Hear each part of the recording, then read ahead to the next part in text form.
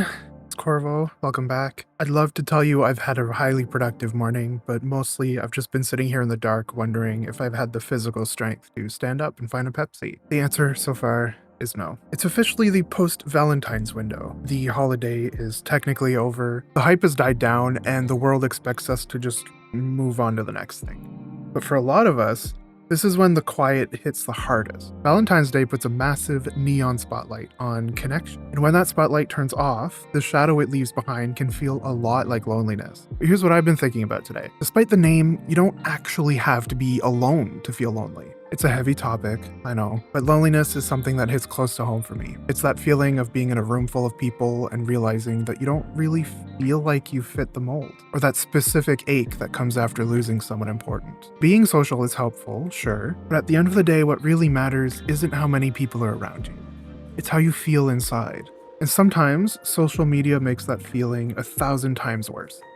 Because we're all out here comparing our behind-the-scenes footage to everyone else's highlight reel. So since I'm already stuck in my feelings today, I figured we could talk through it together. Maybe figure out the why behind the feeling, so the next time it happens, it's a little easier to manage. It's a bit of a difficult question. It's not like checking a weather app. There isn't always an obvious answer written in the clouds. But figuring out the why is the only way we can start to challenge that feeling the next time it tries to sink its claws into us. For me, it usually hits during those quiet gaps in the day. It happens when I'm staring at a task I don't know how to do, and suddenly that lack of knowledge feels like a lack of belonging. Like everyone else got instruction manuals for life, and I'm just sitting here trying to wing it with a broken wing. But my biggest trigger is the comparison. I'll be sitting here, low energy, struggling to even find the motivation to start a video game, and I'll see people online living these perfect, curated lives. I start comparing my messy, impulsive, Pepsi-fueled reality to their highlight reels, which leads me to point 2,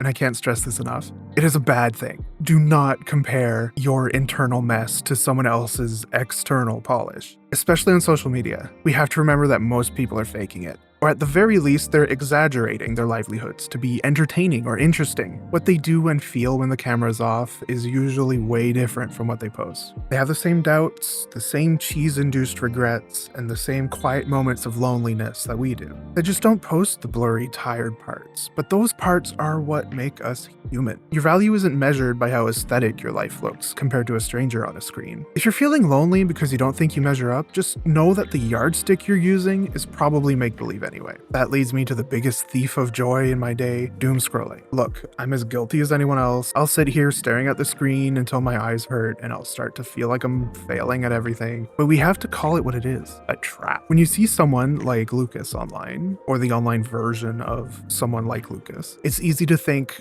why can't I be that organized? Why is my life a series of unfinished plans and laundry piles while they look like they've never had a bad hair day in their life? But remember, that image took 40 tries to get right.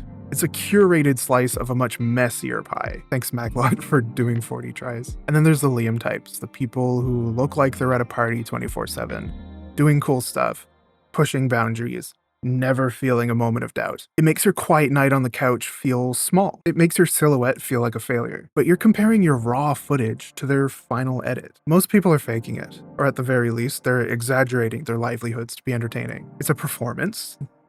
Like I said, it's a performance. It's meant to be interesting, not accurate. And what they do and feel off camera, the moments where they're tired or unsure or just bored, that doesn't make the cut. But those uninteresting moments are where most of life actually happens. Thinking of Louis always reminds me that a quiet life isn't a wasted life. You don't have to be on all the time to be valid.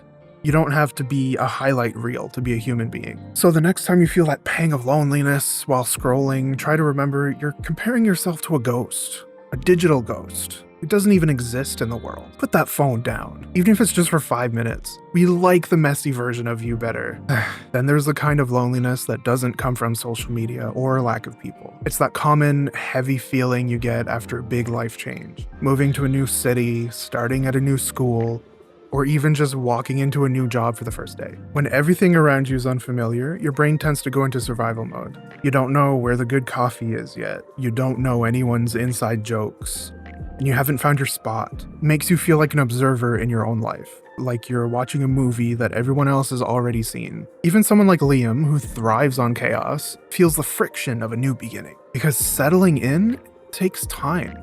It's not an overnight switch you flip. It's a slow, sometimes awkward process. It's trial and error. For me, I always just kind of did my own thing. I've realized that I used to expect myself to just fit in immediately, like a puzzle piece. But life isn't a puzzle. It's more like a garden. You can't just plant a seed and get mad that there isn't a tree there 5 minutes later. Not RuneScape. Sometimes my friends have to remind me to breathe. They tell you that the discomfort you feel in a new place isn't a sign that you don't belong there. It's just the sound of you growing into that new space. You have to give yourself permission to be the new person for a while. So if you're in a new city or a new job right now and you're wondering why it feels so lonely, just remember that the roots take time to take hold. Don't rush the process. You're doing better than you think you are, even if you have to use the GPS to find your way to work. So if you are alone right now, not just feeling lonely, but actually physically by yourself, I want to challenge you to flip the script. Instead of seeing it as a void you need to fill with noise or endless scrolling, try to see it as a pocket of time that belongs entirely to you. No expectations, no performing for the camera, no worrying about whether you're fitting in. If there's something you've wanted to learn, like coding or drawing or just mastering a weirdly specific thing, now is the time. As long as it's legal. Please keep it legal. Or, if you're low energy like me, sometimes doing something you love is as simple as listening to jazz and doing absolutely nothing else for 20 minutes. Solitude is a skill.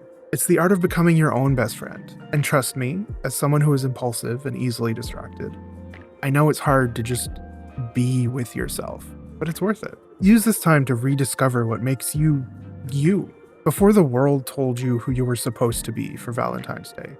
Whether it's a deep dive into a new game or just a quiet night with a drink you really enjoy, make it yours. If these feelings are really messing with your life and you can't seem to shake them off, please talk to a therapist. There's no shame in getting a professional navigator when the fog gets too thick. In the meantime though, I really hope this video was helpful. Happy Valentine's season, everyone. Stay cozy, stay hopeful, and I'll see you in the next one.